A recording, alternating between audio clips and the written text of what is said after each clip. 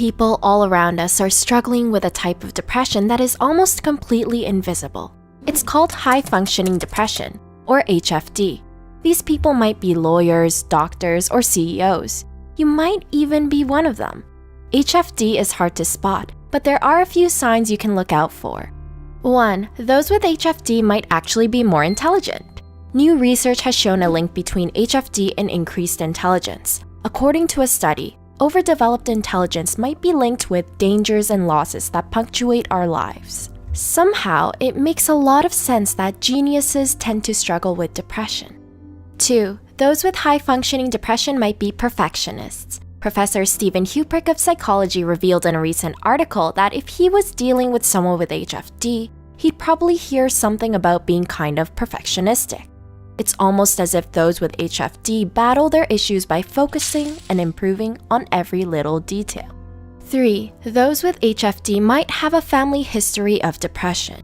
In a recent study, it was found that depressed children and adolescents with high potential often had a family history of depression and bipolar disorder.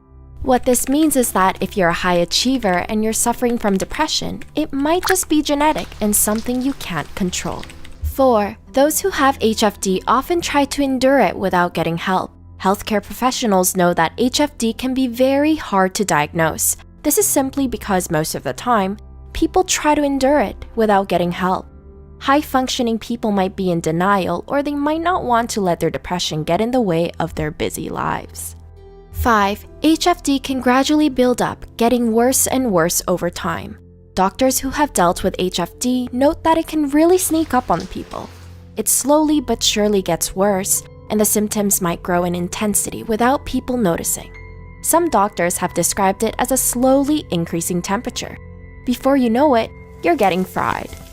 6. Those with HFD don't engage in normal hobbies and activities. Professor of Psychiatry Michael Thays states that in regards to HFD, you may notice that there's a hole in this person's extracurricular life.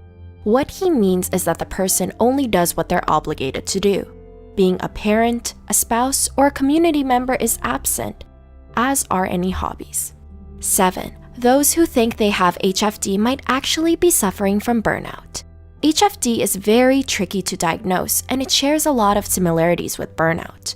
Burnout, as Katie Morton states in one of her interviews with Jacksepticeye, is when you feel the reward is not worth the effort you're putting in. So it's a more casual result of working too hard, whereas HFD can occur in individuals without burnout signs. HFD is simply feeling depressed with or without doing anything. 8. People with HFD might have symptoms of clinical depression. HFD is of course a type of depression, and as such, people suffering from HFD might display the symptoms of clinical depression. These include feeling empty, sad, guilty, worthless, restless, or even suicidal. Other symptoms include changes in appetite and sleeping patterns. 9. Those with HFD might be more creative. Some of the most talented artists in the world suffer from HFD, and according to recent research, there is a strong link between HFD and creativity. According to a study from 2012, traumatic losses appear to trigger fruitful inner work, mobilizing creativity.